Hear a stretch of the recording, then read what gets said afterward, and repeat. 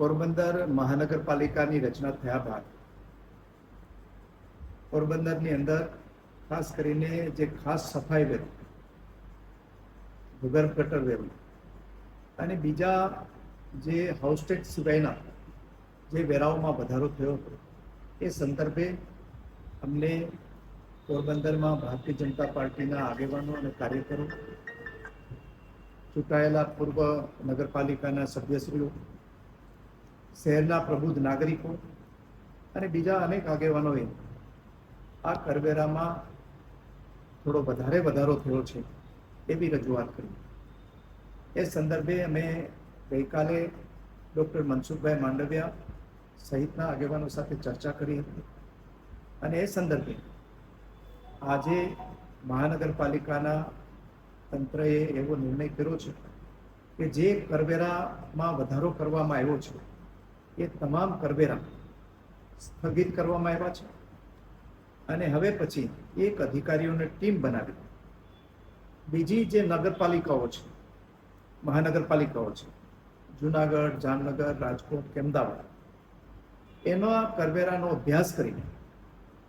પછી એના કરતાં કોઈ કરવેરા વધે નહીં એનો ખ્યાલ રાખીને નવેસરથી કરવેરા અંગેની નિર્ણય કરવામાં આવશે.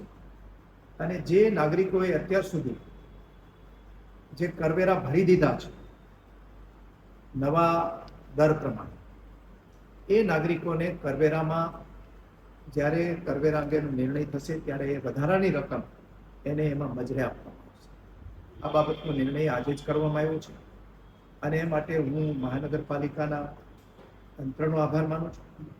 અને ભારતીય જનતા પાર્ટીના જે આગેવાનો આ નિર્ણય લેવામાં અમને માર્ગદર્શન આપ્યું છે, તે પ્રબુદ્ધ નાગરિકોએ રજૂઆતો કરી છે, એમનો પણ હું આભાર માનું છું. પણ સાથે સાથે નાગરિકોને એ વાતની પણ જાણ કરું છું કે નગરપાલિકાના અંદર જે વિકાસના કામો થાય છે એ વિકાસના કામોની અંદર ભારતીય જનતા પાર્ટીની સરકાર ખૂબ ઉદાર હાથે ગ્રાન્ટ આપે છે. એટલે વિકાસના કામો માટે કોઈ નાણાંની તકલીફ પડતી નથી, પરંતુ નગરપાલિકા જે આપણો કાયદો છે એ પ્રમાણે જે નગરપાલિકા કે મહાનગરપાલિકા છે એને સફાઈ, ગટર અને પાણી અને એ સહિતનો જે એસ્ટાબ્લિશમેન્ટનો ખર્ચ છે એ એને પોતાની આવકોમાંથી ને પોતાના વેરામાંથી એ ખર્ચને પૂરો કરવાનો છે. એને ધ્યાનમાં રાખીને ભવિષ્યમાં જે કંઈ વેરાની અંદર સુધારા વધારા કરવાના હશે એ કરીશું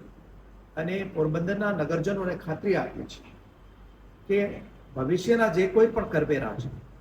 એ બીજી મહાનગરપાલિકાઓ કરતાં ઓછા જશે અને એની સામે પોરબંદર શહેરનો વિકાસ છે બીજા મહાનગરપાલિકા કરતાં વધારે હશે, એમાં કોઈ કચાશ રહેવા નહીં દઈએ. એને સૌને અમે આ તકે બધા ભારતીય જનતા પાર્ટીના આગેવાનો ખાતરી આપીએ છીએ અને બધા નાગરિકોને સારું શહેર બનાવવામાં સહકાર આપે એવી વિનંતી કરીએ છીએ.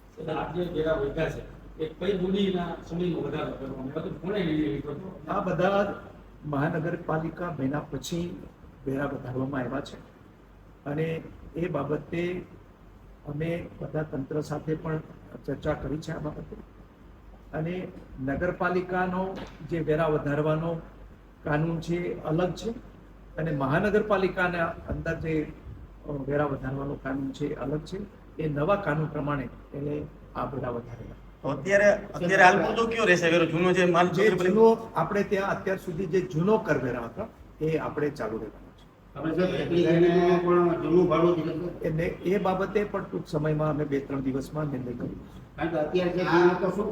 તમે ગઈકાલે પ્રકાશભાઈ રજૂઆત કરી હતી, એના ઉપર વિચાર કરવામાં આવ્યો છે અને એ બાબતે પણ અમે રેશનલાઇઝ કરીને તમને બધા. રશ્મિભાઈ, આ જે બધાને બિલો આપી દીધા છે તને નવા આ કરવેરાના, એ બિલમાં શું એ દાખલા તરીકે એ જે અત્યારે જે લોકોએ જે નાગરિકોએ સમયસર બિલ ભરી દીધા છે એને કોઈ નુકસાન નહીં જાય અને એના બિલમાં જે વધારાના પૈસા જમા હશે એ એને મજરે આપવામાં આવશે અને એ જે નવા વેરાની સામે જે કંઈ પૈસા વધતા હશે એ એના નવા બિલ પેટે જમા રહેશે, ડિપોઝિટ તરીકે રહેશે, એટલે એને કોઈ નુકસાન નહીં જાય.